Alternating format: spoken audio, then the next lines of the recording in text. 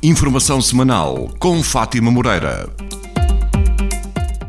Olá, boa noite, seja bem-vindo a mais um programa Informação Semanal aqui no Novo Canal. O município de Paredes homenageou as 5 corporações do concelho no Dia Municipal do Bombeiro, comemorado a 10 de junho. Sim, os bombeiros, para além das suas funções do socorro nos incêndios, quer rurais, quer urbanos, tiveram que estar na primeira linha também no Covid. E estar na primeira linha numa situação que era nova para todos, ainda é mais complicado. E uma vez mais eles estiveram presentes, uma vez mais eles estiveram à altura daquilo que nós esperamos deles e, portanto, homenageá-los no dia 2 é homenagear, tal como Portugal faz com a língua portuguesa, nós é homenagear aquilo que melhor temos no nosso concelho, que são os nossos bombeiros, e, portanto, é um orgulho enorme. Pelo terceiro ano consecutivo estamos aqui a comemorar este dia municipal do bombeiro. Neste dia, como disse muito bem, tão importante para o nosso país, o dia de Portugal, é o dia de todos nós, mas para Paredes também é o dia municipal do bombeiro. Obviamente que estamos a viver um ciclo de vida complicado para todos nós, há cerca de 1 ano e meio a esta parte, em que todos nós temos feito o nosso melhor e os bombeiros, obviamente, que são aqueles que estão sempre primeiro, que chegam sempre primeiro e que dão a cara, dão a vida muitas vezes por nós e têm que ser reconhecidos e devem ser reconhecidos. E espero sinceramente, mesmo que não esteja no futuro executivo, não assim, mas acho que este dia nunca pode ser esquecido e deve ser continuado para muitos e muitos anos, porque eles merecem isto tudo. O Partido Social Democrata de Passos de Ferreira diz que abdica das sedes de campanha devido à Covid-19. O candidato do PSD de Passos de Ferreira, Alexandre Costa, também presidente da Comissão Política Conselhia, anunciou que, numa altura em que o risco de recuo das medidas de desconfinamento previstas para o concelho de Passos de Ferreira são uma realidade, o PSD Passos de Ferreira decidiu não instalar qualquer sede de campanha nas freguesias do concelho até ao dia das eleições autárquicas. Para o PSD, é imperioso manter e respeitar as medidas de distanciamento social para controlar a propagação da Covid-19, de forma a não aumentar o risco no seio das famílias e dos empresários que tanto têm sofrido neste último ano e meio.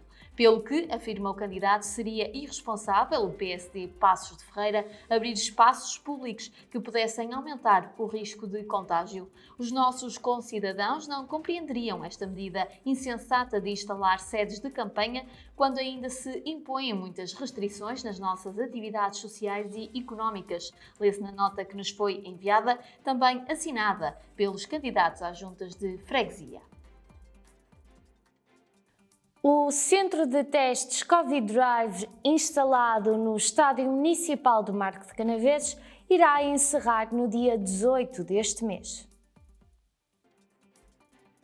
O Centro de Testes Covid Drive, que se encontra instalado no Estádio Municipal do Marco de Canaveses, encerra a partir do dia 18 deste mês. A Câmara Municipal do Marco de Canaveses destaca na sua publicação oficial online que o encerramento da estrutura deve-se à contínua redução do número de testes realizados ao longo das últimas semanas, fruto da melhoria da situação epidemiológica no concelho e do crescente ritmo de vacinação da população, processo no qual estão agora concentrados os esforços da Câmara Municipal e das entidades de saúde.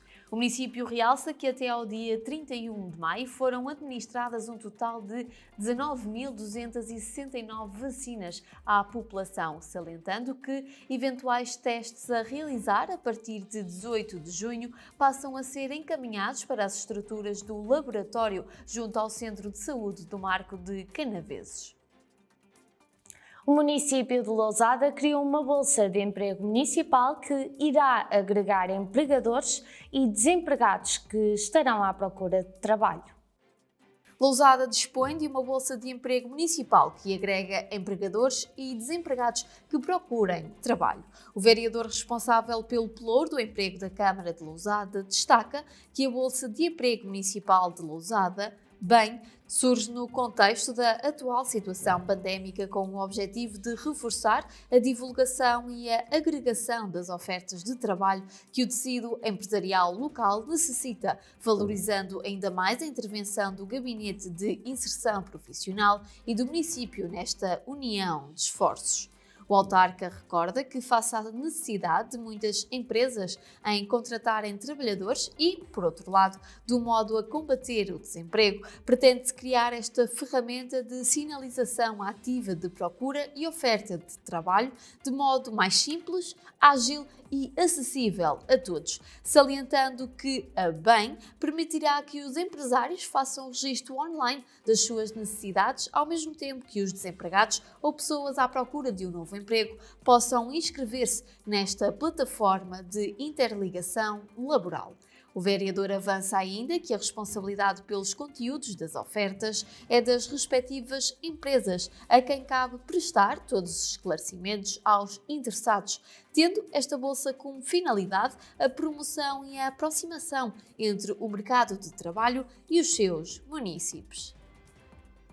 Já o município de Penafiel lançou um novo programa social denominado Penafiel Casa Acessível. O município de Penafiel aprovou em reunião de Câmara a submissão para consulta pública pelo período de 30 dias úteis do Regulamento Municipal do Direito à Habitação, agora munido de um novo programa Penafiel Casa Acessível, PCA. A autarquia destaca, em comunicado, que depois de decorrido este tempo, o documento será novamente submetido à reunião de Câmara e, posteriormente, remetido para a Assembleia Municipal para aprovação final e publicação. O município esclarece que o PCA é um programa municipal que se destina a dinamizar a oferta de arrendamento habitacional em regime de renda acessível, permitindo aos proprietários arrendar os seus imóveis com segurança e benefícios tributários à Câmara de Penafiel, sustentando que lançará consultas públicas ao mercado a fim de captar fogos privados para, posteriormente, os subarrendar a famílias do concelho de Penafiel. O deputado da Assembleia da República Penafilense, António Cunha, interpelou o Ministro da Educação sobre a preparação do próximo ano letivo. O deputado penafilense António Cunha, eleito pelo Círculo Eleitoral do PSD Porto à Assembleia da República, interpelou esta terça-feira o Ministro da Educação, Tiago Brandão Rodrigues, no debate de atualidade sobre preparação do novo ano letivo. Na sua intervenção, o deputado social-democrata referiu-se aos valores do plano apresentado pelo Governo como sendo números requentados para enganar os desatentos. Relativamente ao plano escolar mais 21-23, o deputado afirma que não deixa de ser chocoso o anúncio quanto aos recursos que lhe serão alocados, porque não passa de um plano de consolidação das promessas não cumpridas. Quanto ao plano Escola Mais 21-23, não deixa de ser jocoso o anúncio das medidas e dos recursos. Do nosso ponto de vista, não passa de um plano de consolidação de promessas não cumpridas, propostas e números requentados para enganar os mais incautos. O seu PowerPoint não quantifica recursos, tanto humanos como materiais, nem sequer os calendariza. Anunciam-se 900 milhões. Eu pergunto para serem gastos onde, com que alunos, em que espécie de autonomia, em que prioridades, para 1 ou 2 anos letivos. Não sabemos. Sabemos que no eixo 1, ensinar e aprender, os senhores anunciam, e do meu ponto de vista bem, 37 ações específicas e 18 recomendações para as escolas concretizar. Mas no eixo 2, apoiar as comunidades educativas, onde é preciso investir os euros, os senhores anunciam tão somente 9 ações específicas e 0 recomendações. 0. Porquê? Das ações há uma, reforço de docentes, que é apenas a continuidade do reforço do crédito horário deste ano letivo, que sabemos que foi insuficiente. Há outra requentada, a escola digital, já anunciada no PRR e 15 meses depois da aprovação do Plano de Ação para a Transição Digital. Estão a decorrer a bom ritmo as obras de requalificação e reabilitação da Igreja e Claustro de São Gonçalo, em Amarante. queremos acreditar que para o ano possamos voltar a ter uma atividade mais regular, com algumas cautelas, mas que possa acontecer. E obviamente que esta igreja vai ser obviamente um palco de muitos acontecimentos, além daquilo que é a sua função normal, mas também obviamente da visitação por parte de todos aqueles que quiserem vir à Amarante. Dou a cara por uma grande equipa de pessoas que estão muito envolvidas na recuperação deste património. Alguém tinha que liderar o processo, calhou ao pároco liderar este processo, mas são a vontade de muitas pessoas que aqui estão envolvidas também. Quanto aos amarantinos e a todos aqueles que nos visitam e que têm manifestado interesse, têm de uma certa forma dado os parabéns pelo trabalho que está aqui a ser feito e de uma oportunidade única na vida deste edifício e também na história recente para não só aqui para Amarante, mas também para a nossa região. Este realmente é o monumento com mais visitação, mais emblemático, bem no coração da cidade e que, obviamente, a questão religiosa para nós é muito importante, que traz milhares e milhares de fiéis. Claro que o restauro desta igreja, obviamente, vai levar a que possamos ter outras atividades, nomeadamente o órgão de tubos também já foi restaurado no passado e que o Sr. Padre muito bem tem promovido muitos concertos, tanto nesta igreja como nas outras duas igrejas em que também temos órgãos de tubos, em que vamos trabalhar de forma articulada com muitos outros acontecimentos que acontecerão fora desta igreja, mas que o todo, obviamente, vai fazer com que o turismo volte a ser uma referência aqui no território e na região. Amarante tem essa importância por várias razões, mas uma delas, efetivamente, é São Gonçalo e a sua igreja. O Dia do Ambiente foi comemorado pela Câmara Municipal de Penafiel com a inauguração do Parque de Lazer Dr. Mota, em Castelões. É uma das nossas grandes preocupações, é um tema que temos muito presente nas políticas municipais, são as questões relacionadas com o ambiente, nos mais diversos domínios. Hoje viemos aqui fazer a inauguração deste Parque de Lazer, Dr. Mota, aqui em Castelões, primeira fase de uma obra de grande impacto, mas fizemos sobretudo para dar esse sinal à comunidade de que temos uma preocupação muito presente com as questões ambientais e essa preocupação está materializada nas ações que permanentemente vamos pondo em prática. A Câmara Municipal de Penafiel, desde o momento em que começamos a limpar estes terrenos, que nos apoiou a nível de equipamentos, a nível de pessoal da Câmara, para permitir realmente que isto fosse possível, porque o terreno é enorme, não é? As verbas da Junta de Freguesia, como sabemos, não são muito elevadas, sem o apoio da Câmara, claro que não era possível. Desde que o terreno nos foi dado em 2012, que quando começamos a limpar todo o mato que existia, vimos que era realmente um potencial natural, não é? Porque nós temos todas estes equilíbrios já eram do terreno, não é? Só isso já é fundamental. O facto de ser ao lado do rio, mais ajudou ainda. Agora tínhamos o anseio de que isto se tornasse uma realidade. Este parque de lazer onde nos encontramos resulta de uma doação de um benemérito, o falecido Dr. Mota, que doou às freguesias de Castelões e de Banho e Carvalhosa, aqui ao lado no concelho do Marco de Canaveses, esta área imensa, são vários hectares, precisamente para que fossem cuidados por estas freguesias. E a freguesia de Castelões solicitou-nos à Câmara Municipal que desenvolvêssemos um projeto para requalificação do espaço, para o transformar num parque de lazer,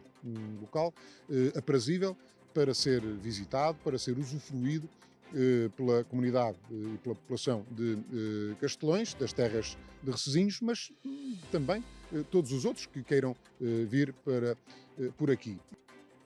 Foi também no passado sábado inaugurada a primeira fase do Centro Cívico de Valpedre, uma obra muito desejada pela população.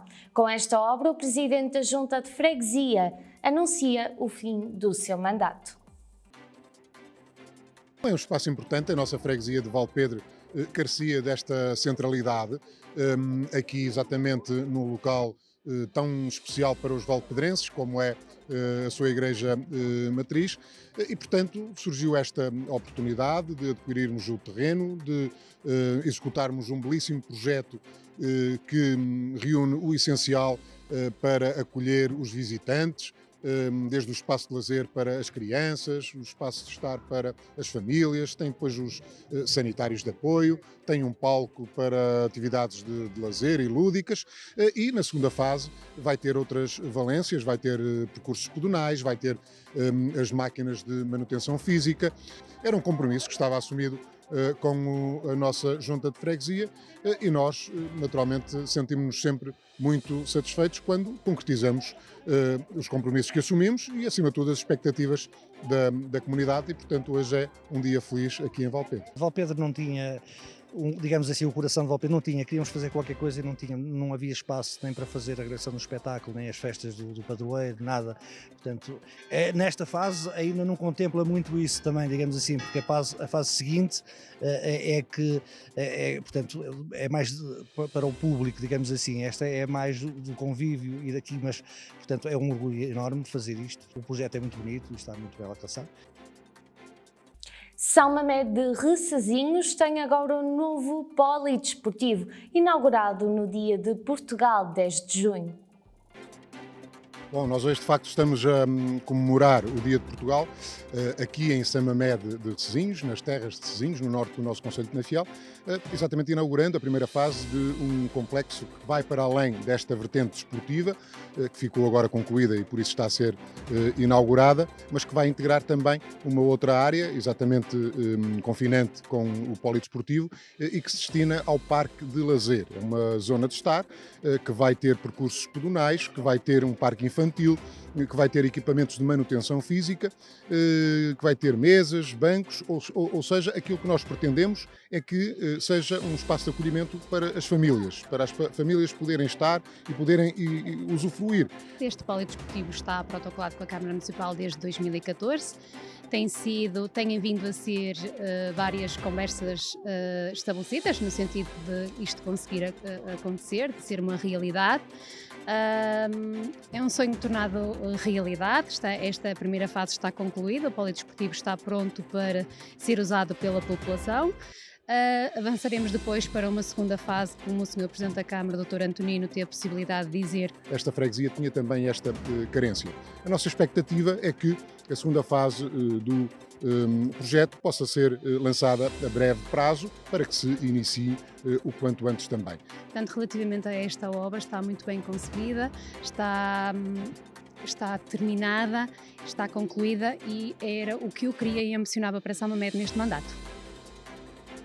Foi também no dia 10 lançada a primeira pedra do pavilhão desportivo das terras de Recezinhos. É uma obra muito importante, sobretudo para nós que temos na coesão territorial uma das nossas prioridades para a governação municipal.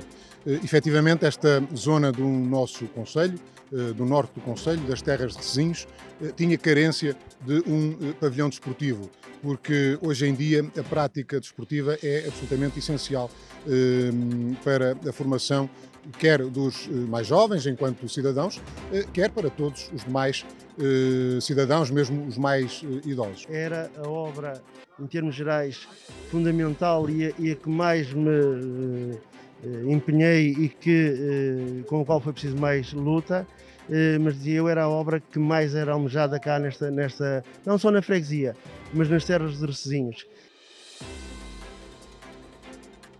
Até toda a parte norte não existia qualquer equipamento desportivo a este nível. E, portanto, as gentes destas terras do norte do concelho não tinham mesmo um polidesportivo que fosse, portanto, qualquer equipamento desportivo, e este centrado aqui, que apesar de estar na nossa terra, na freguesia de Recezinhos, São Martinho, e que eu me orgulho de tal, e por tal lutei, mas é um equipamento que é para favorecer todas as gentes destas terras de Recezinhos. Nós temos feito uma aposta muito forte aqui nas terras de Recezinhos. Tivemos, ainda não há muito tempo, em Castelões, na inauguração de um parque de lazer. Lá em Castelões também já temos um relevado sintético. Agora também em São Mamede de Recezinhos com um polidesportivo que também não existia aqui neste território nenhum. E agora lançamos aqui a primeira pedra para o pavilhão desportivo, que vai naturalmente servir toda esta área territorial. Nós não podemos ter tudo em todo lado, mas temos que criar oportunidades de acesso a tudo e a todos. E é isso que procuramos fazer. Não fora a pandemia, e certamente esta obra estaria já muito mais adiantada, mas é um processo complicado, implicou a aquisição de terrenos, implicou depois a elaboração do projeto, a própria empreitada traduziu-se num concurso de grande dimensão e que demorou, portanto, também mais tempo, depois a obtenção do visto do Tribunal de Contas, enfim, todos esses passos foram passos que levaram o seu tempo, mas o importante é que hoje estamos aqui para dar o início a uma grande obra e a uma obra que vai ser muito importante para estas terras de Resesinhos. Decorreu esta semana a apresentação do Grande Prémio de Portugal 2021, inserido no Campeonato Mundial de Enduro, a decorrer de 18 a 20 de junho no Marco de Canaveses. Numa prova como esta é preciso ter capacidade de organização, é preciso ter competência, é preciso ter experiência e nós de facto confiamos em pleno no Motor Clube do Marco e só numa relação de confiança plena como temos é que arriscamos voltar a fazer esta prova nestas condições. E por isso é que nós dizemos que de facto o Motor Clube é o motor da Câmara Municipal, só no Marco de Canaveses é que estavam reunidas as condições para voltar a apostar num evento desta natureza. E por isso para nós, município de Marco de Canaveses e para o Executivo da Câmara é também motivo de orgulho, porque reconhecem esta capacidade não só no Motor Clube, mas também na Câmara Municipal e por isso ainda bem que reconhecem e ainda bem que esta prova volta ao Marco de Canaveses. A parceria que nós temos com o Motor Clube ou a relação que nós temos com o Motor Clube é de louvar. É de louvar e é de agradecer. O Motor Clube tem feito um trabalho que cresce de dia para dia, que tem tido uma atividade excepcional, dá trabalho, é trabalhoso, mas a recompensa é grande. Nós chegamos ao final do dia, ao final das provas e vemos que mais uma vez conseguimos levar o nosso nome, o nome Marco Canaveses, para o mundo fora. A verdade é que poucos países no mundo conseguiriam fazer o que se fez aqui o ano passado. Bom, e nós demos possibilidades a ver mais e ninguém se atravessou e foram os portugueses, o pequenino país à beira-mar plantado, que mais uma vez fez a resolução do campeonato com 2 provas seguidas em 15 dias. Portanto, é um reconhecimento mais que justo. Se havia a intenção de voltar, que a Câmara que nós voltássemos, obviamente que logo de início se pôs essa como condição sine qua non de voltar aqui de 21. Esta prova é muito mais que uma prova que traz ao Marco de mais de 800 pessoas durante uma semana e nós também levamos esta prova a todo o lado do mundo. Esta é a abertura, uma nova fase da FIM, portanto esperamos também ser uma prova que marque também pela diferença. É um percurso com mais de 80% novo, temos grandes novidades nas especiais em sítios diferentes, como novidade a nova especial que é 100% nova é na venda da Giesta, é uma especial Enduro Test com características espetaculares para a prática do Enduro. Vamos voltar para o Largo da Feira e fizemos questão de chamar à especial Filipe Nunes, que foi um piloto que infelizmente não morreu pela parte desportiva, mas teve um ataque de coração fulminante enquanto fazia essa especial em 2019. Jorge Teixeira, diretor-geral da Run Porto, esteve no Novo Notícias para falar da situação atual da Run Porto, juntamente com a pandemia. A vacinação é uma esperança para todo o mundo, como é evidente, não é? Pondo o negócio de parte e colocando, digamos, em cima da mesa a palavra humanidade, a humanidade está à espera disso. Porque, de facto, o que nos aconteceu, estamos perante uma terceira guerra mundial, desta vez biológica e psicológica, e, portanto, a vacinação é, de facto, a luz ao fundo do túnel que todos nós estamos a ver. Esperamos, de facto, que com a vacinação as nossas empresas, sobretudo as empresas como a minha, que organizam eventos e que têm, de facto, uma complexidade naquilo que é a organização dos mesmos, porque nós lidamos com dezenas de milhares de pessoas em cada evento. Só para lhe dar uma ideia, a Corrida da Mulher, que se realizaria em maio, mês passado, e que se fez de forma virtual, teria 25 mil mulheres presentes, não é? Mais as pessoas da organização, digamos que estaríamos aqui a falar de 26 mil pessoas num só evento e de facto não se consegue fazer, é completamente impossível. José Valente, recente campeão da Segunda Liga pelo Estoril Praia, foi recebido nos Passos do Concelho esta segunda-feira pelo Executivo Municipal. temos tido a felicidade de ter pessoas que se têm destacado, esportistas que têm se destacado nas suas áreas. No futebol este ano foi realmente muito bom. Tivemos um campeão nacional fora do país, tivemos uma campeã nacional no futebol feminino, que até não é uma modalidade muito praticada pelas mulheres, e como eu tive a oportunidade de dizer, poderá ser até uma forma de estímulo a que outras, nomeadamente temos no Parada Futebol Clube que jogam futebol feminino, portanto, que também vejam nela um estímulo ao desporto. E agora fechamos também com chave de ouro, com o receber aqui na Câmara Municipal do Zé Valente, que foi campeão nacional numa segunda liga, que nós sabemos que é muito competitiva e, portanto, que é de uma família de campeões, como sabemos. O pai dele também já foi um grande campeão, portanto, tem-se destacado agora como treinador, e, portanto, para nós foi um orgulho muito grande receber estes pardenses cá no município. É sempre um sentimento especial, como eu já referi, é um orgulho e um prazer poder representar a cidade também de Paredes, que foi a cidade que me viu nascer e crescer também. Portanto, sinto-me muito feliz com este reconhecimento, acima de tudo. Temos a felicidade de ter de viver numa cidade onde crescem muitos jogadores e que conseguem fantásticas carreiras, não só a nível nacional como internacional, e torço para que esta onda de talentos e de bons jogadores continuem a crescer, que é sempre bom. Nem todos, felizmente, têm a possibilidade às vezes de chegarem à Primeira Liga, e isso às vezes não é por falta de talento, é por uma oportunidade que não surgiu na altura certa. Vimos o caso do Checa, que também nunca se distinguiu muito a nível nacional, e depois teve a sorte de ingressar num campeonato até onde não é muito vulgar portugueses distinguir, no caso do campeonato francês, e aí tem tido grande sucesso.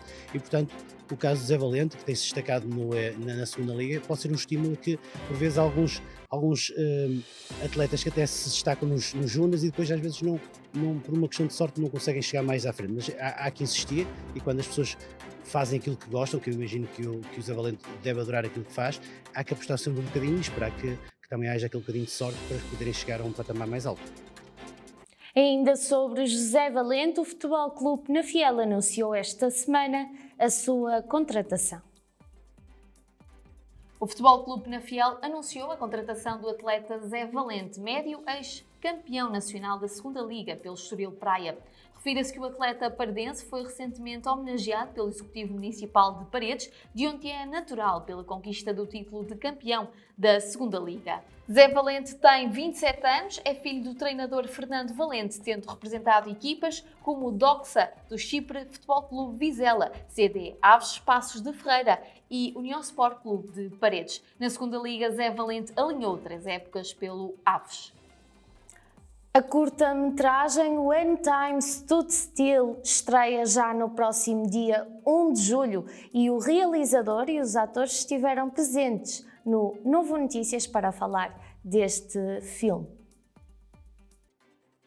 When Time Stood Still, Quando o Tempo Parou, é o título do filme realizado pelo jovem Miguel Ferreira, cujo enredo versa os preconceitos desta geração relativamente ao amor. Tendo como atores principais Mónica Ferreira e Mário Alves, este filme, que foi rodado nos municípios de Penafiel e Marco de Canaveses, conta com a participação de Vitorino Silva, o conhecido Tino de Rãs. When Time Stood Still vai ser lançado no dia 1 de julho nas redes sociais, mas o Novo Notícias já esteve à conversa com os protagonistas. Com a pandemia, eu acho que a geração Z, chamada geração milenar, tem vindo a perder o que é o amor que filmes e músicas retratam nos anos 80 e 90. Há muito preconceito, há muita coisa que não devia interessar mais o que se sente e não o que os outros pensam, e cada vez menos isso acontece, cada vez mais acontece ao contrário, cada vez mais se tenta agradar os outros. As redes sociais só pioraram isso, e é um pouco o que trata este filme. É a partir daí que este filme nasce, e de 1 de julho espero que consigam embarcar comigo nesta viagem. Foi muito bom. Eu já conhecia o Miguel, já tínhamos participado juntos noutra curta-metragem, em que a minha participação tinha sido um bocadinho mais pequena, mas adorei o convite, foi ainda por cima um tema com que eu me identifico. acho que todos nós jovens Mas nos também identificamos. sente este tipo de preconceito Claro que sim, sim. relativamente ao amor? Sim, eu acho que, pronto, pode haver algumas exceções, mas a maior parte dos jovens, mesmo nas suas famílias, deve sentir aquela pressão de então, ainda não tens um namorado, ainda não te casaste, eu com a tua idade já tinha 2 filhos e... Eu faço, no fundo é o outro lado, não é? É aquela pessoa que já tem... Da outra geração, não é? A outra geração. Bom, mas eu respeito muito as duas gerações, eu conheço a minha, tenho muito orgulho na minha, mas tenho muito mais orgulho na geração da minha filha, porque o Miguel e a Mónica são da idade da minha filha, e eu não posso esquecer que um dia eu ia para Lisboa, iam 2 casais de namorados, pronto, da idade da Mónica e do Miguel, podia ser a Mónica e o Miguel, e iam a namorar, os dois com um telemóvel, e a mandar mensagem um para o outro, e iam sentados lado a lado. Eu estava em frente e eu, meu Deus, estou a sonhar. When Time Stood Still, a partir de 1 de julho, nas redes sociais.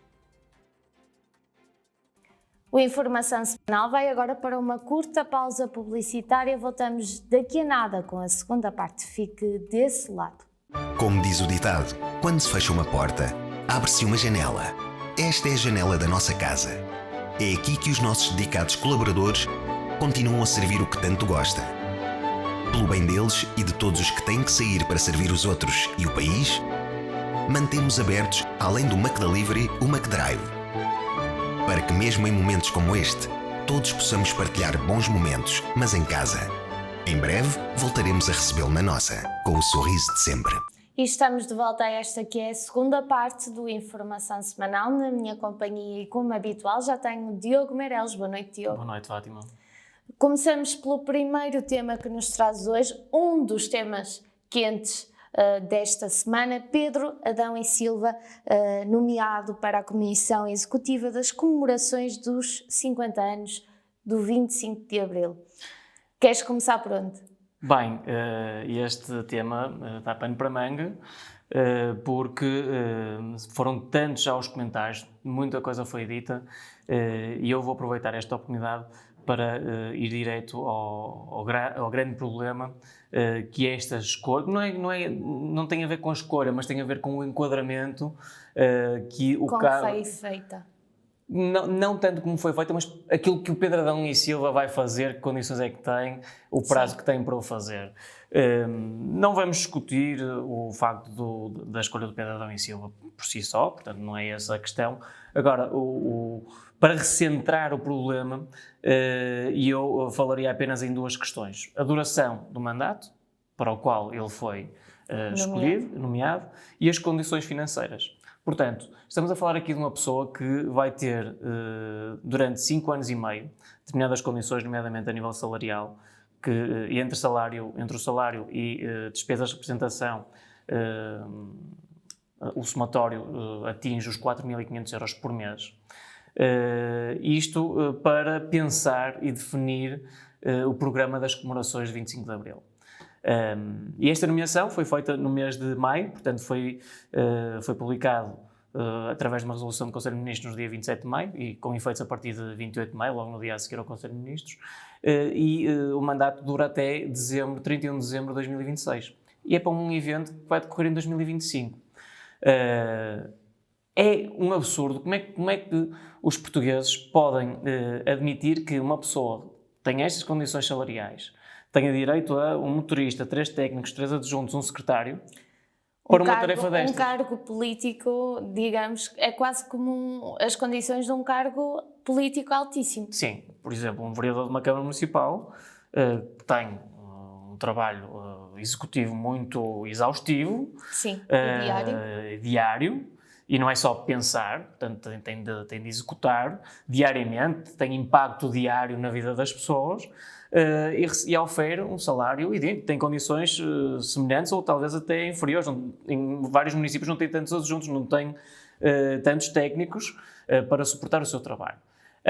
Isto leva-nos a pensar que como é que o governo teve o descaramento e mesmo o próprio Pedro Adão e Silva, agora já em si a própria pessoa, aceitar estas condições e depois, com as justificações que ele tem, que ele diz que até preferiu preferiu suspender, fazer uma pausa enquanto docente universitário para se dedicar a esta função. Quer dizer, eu acho que esta função não existe tanto tempo, 4 anos para preparar estas comemorações.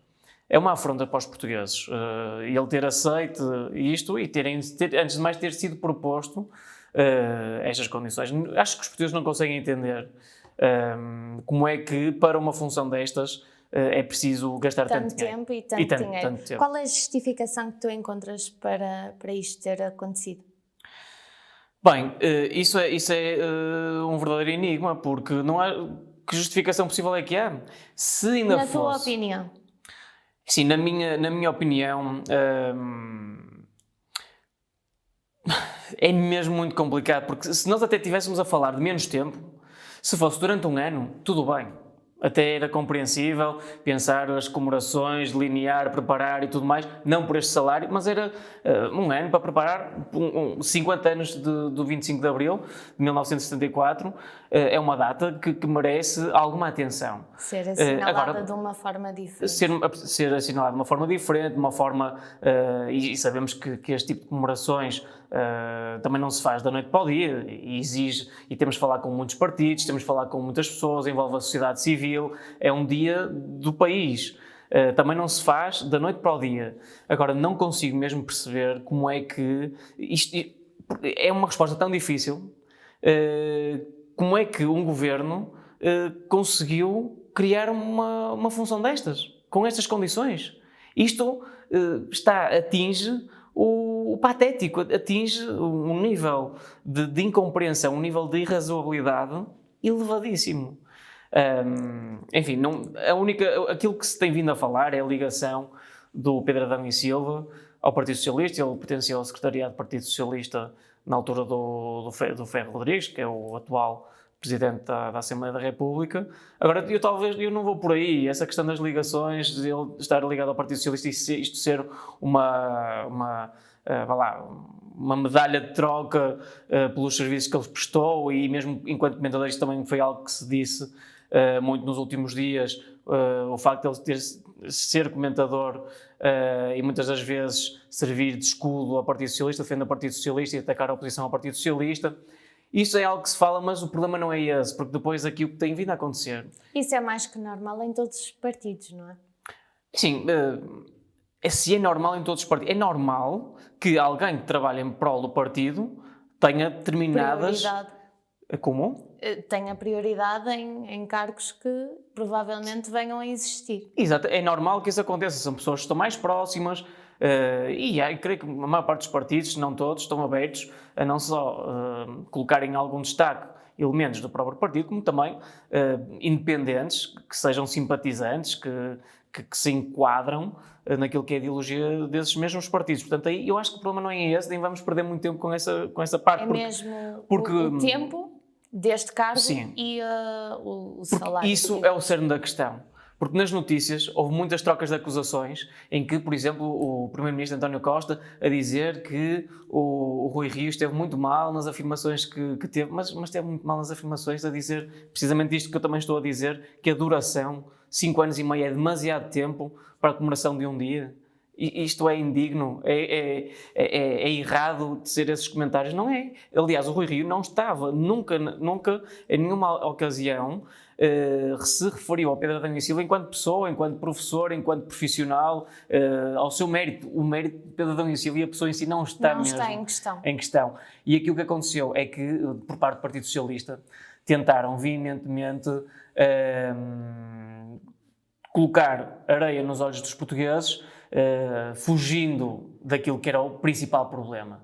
E sabemos que o Partido Socialista tem sistematicamente problemas relacionados com este tipo de cargos, e vemos muitas das vezes nas nomeações para o governo, é o partido que geralmente nomeia muito mais pessoas e arranja aqui alguns esquemas, como foi este, parece ser um esquema e que não há compreensão possível. Passando para o segundo tema, também ele na gralha do dia e um tema quente desta semana, a Câmara de Lisboa que se trata da partilha por parte da Câmara de Lisboa dos dados de ativistas com as autoridades russas. Bem, aqui mais um caso, isto no seguimento do tema anterior, já que no tema anterior nota-se um investimento muito grande do governo do Partido Socialista nas comemorações do 25 de Abril, a data que assinala a liberdade do nosso país, o espírito democrático, a revolução, e em 2021 percebemos que a Câmara Municipal de Lisboa partilhou dados com a Embaixada da Rússia. E não é uma embaixada qualquer. E é preciso ver o enquadramento o que levou a esta partilha de dados. Porque foi em janeiro, creio eu, sim, exatamente em janeiro, que manifestantes russos e ativistas russos participaram numa manifestação pela libertação de Alexei Navalny, e acho que todos estamos recordados do que aconteceu a Alexei Navalny. Foi envenenado, tudo leva a crer que foi pelo governo russo, que é o principal opositor de Vladimir Putin na Rússia, já sabemos que aquele país não brinca em serviço, passando a expressão, tudo que tem a ver com a oposição, eles levam a oposição muito a sério, ao limite de assassinar opositores, de envenenar opositores, de sequestrar opositores. Portanto, há aqui todo um nível de controlo à oposição e de ataque feroz aos opositores de Vladimir Putin, sabemos que a Câmara Municipal de Lisboa partilhou estes dados à luz de um decreto-lei, e que o decreto-lei diz o seguinte, que os governos civis na altura, que essa competência, quando foram extintos os governos civis, passou para as câmaras municipais, teriam de recolher informação sobre os manifestantes e comunicar sobre a manifestação às autoridades e demais entidades. É isto que diz, às entidades e demais entidades. E é essa a justificação de Fernando Medina perante esta situação? Sim, que essa partilha foi feita à luz deste decreto-lei. Agora, entidades e demais entidades. Entidades e demais entidades é tudo, quer dizer, é tudo e mais alguma coisa. E aqui, será que era relevante partilhar estes dados à Embaixada Russa? Ou estes dados, estas entidades e demais entidades não serão a polícia, por exemplo? Alguém queira fazer uma manifestação, comunicar à Câmara. Foi uma das entidades com que partilharam esta informação também. E tem de partilhar, portanto claro, é normal, com os serviços de segurança, com a Polícia Municipal, com a Polícia de Segurança Pública, para garantir que, acontecendo alguma coisa, sabem onde é que a manifestação vai acontecer, quem é que lá está, enfim, e os dados que são partilhados são apenas de 3 pessoas, não é de todos os manifestantes. Dos responsáveis, digamos. Certo. E aqui, mais uma vez, se fugiu do cerne da questão, refugiando-se no decreto-lei, ou a Embaixada Russa a dizer que não partilhou os dados com o governo russo. Quer dizer, aqui, será que é mesmo verdade que a Embaixada Russa não partilhou estes dados com os serviços secretos russos? Sabendo como é que a Rússia funciona, e os serviços secretos russos também são uma instituição muito forte, muito presente, e não brincam em serviço, mais uma vez passando uma expressão mais corriqueira, era necessário ter cuidado, ainda para mais numa altura em que nós tanto falamos de liberdade, nós tanto falamos de proteção de dados e de privacidade. Como é que uma Câmara Municipal, e logo a Câmara Municipal do maior município do país, Lisboa, que é a capital, ainda para mais, se coloca neste tabuleiro? Como é que em Portugal nós temos executivos, camarários no caso, a agir desta forma? É preciso, mesmo com o RGPD, acontecem este tipo de situações?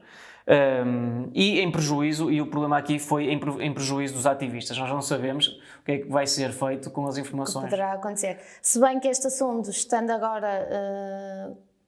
sendo agora um tema a nível nacional, provavelmente as coisas acalmarão durante os próximos tempos. Certo, e aqui permite-me dizer só mais o seguinte, a primeira coisa que no caso, o secretário-geral, o secretário adjunto do Partido Socialista, José Luís Carneiro, referiu, é que se vai ter que mudar este decreto-lei. Portanto, olhando para este problema, aquilo que se diz é vai ter que se mudar a lei. Em vez de se escrutinar as consequências... Isso, de certo modo, é bom. É sinal que descobrimos um erro, ok, está aqui o erro, vamos alterá-lo.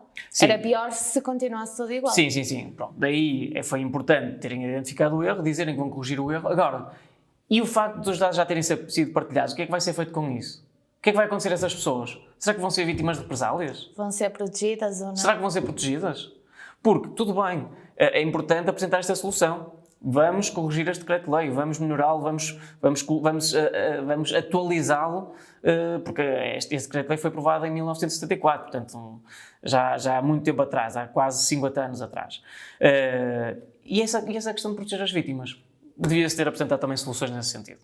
Passamos então para o terceiro tema, comemorou-se esta semana no dia 8 de junho, o Dia Mundial dos Oceanos. Queres-nos falar das propostas para Portugal apostar na vertente marítima? E nós que temos aqui uma vertente marítima bem forte em Portugal. Sim, sem dúvida nenhuma. Não basta apenas celebrar o Dia Mundial dos Oceanos porque sim. No caso de Portugal faz muito sentido, como estavas a dizer, nós temos uma frente marítima muito grande. E com muito potencial. Com muito potencial, já o aproveitamos no passado, aproveitamos no presente, mas não na sua potencialidade máxima. E o caminho é esse. A nossa história tem o mar muito presente na questão dos descobrimentos, sobretudo nessa brilhante parte da história do nosso país, e chega o momento de nós olharmos para o mar como uma grande oportunidade. E eu destacaria aqui 3 medidas para nós podermos aproveitar melhor a potência que o mar nos permite obter. No caso, em primeiro lugar, a transição para um novo modelo de cotas na União Europeia, baseado na dimensão do mar de cada Estado-membro, em vez de ser em função do histórico esforço de pesca, que é como acontece atualmente. Ou seja, atualmente o modelo tem por base a capacidade instalada das embarcações e não no mar que o próprio país pode explorar. E aqui há uma mudança de paradigma. Em vez de ser a capacidade instalada de embarcações, será a área disponível. E acho esta medida que faz todo sentido haver esta mudança. Depois, do aspecto mais formativo e de aproximação dos temas relacionados com o mar aos próprios portugueses, logo desde o início, no ensino básico, haver conteúdos em que falem do tema do mar. Não só da parte histórica, mas como nós temos uma tradição de zonas pescatórias de norte a sul do país, como nós temos vários portos, várias zonas aeroportuárias. Mas isso já está inserido. Agora poderá ser com mais força, digamos. Não está inserido a nível de promover, porque repara, quando nós estudávamos no ensino primário e no ensino básico, a vertente era sempre uma vertente não de nós olharmos para o mar como uma oportunidade, nós talvez no futuro dizermos, olha, eu até queria... Apenas de sabermos o que lá existe. Exatamente. Tornar o mar mais apelativo, por exemplo, e não é só para fazer surf, ou não é só para ir dar um mergulho no verão, é como uma oportunidade de trabalho, por exemplo, uma oportunidade de investimento. E eu creio que isso não está bem assente nesses conteúdos que são ensinados hoje em dia. E o foco seria esse. Era talvez cativarmos mais os jovens para poderem apostar o seu futuro nas lides marítimas. Acho que era muito importante haver essa componente coletiva. E depois, por outro lado, também a preservação do mar é fundamental. Não só explorar as potencialidades. Cada vez mais. A preservação do meio ambiente, e no caso o mar está inserido no meio ambiente, e é muito importante nós olharmos para este recurso e cuidarmos dele. Não só aproveitar o que ele nos pode oferecer a todos os níveis, a nível energético, a nível de alimentação, a nível de navegação, mas também a nível e preservar, porque obviamente que o ser humano, aproveitando ainda mais este recurso, há alguns... Está mais sujeito a alterações. E é importante também essa parte ser precavida.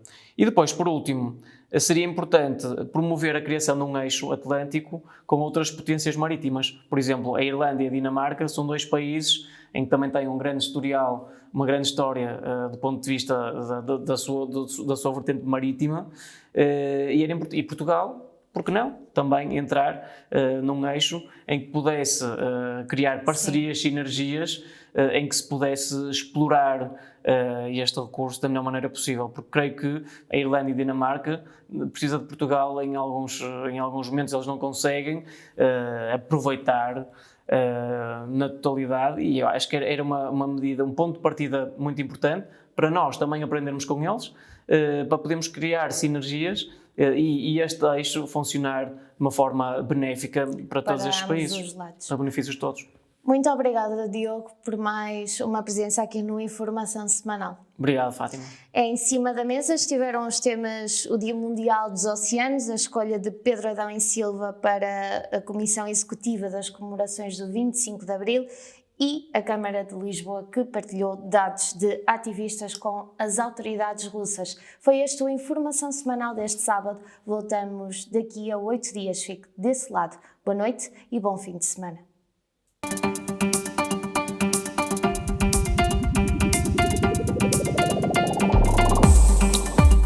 Informação Semanal com Fátima Moreira.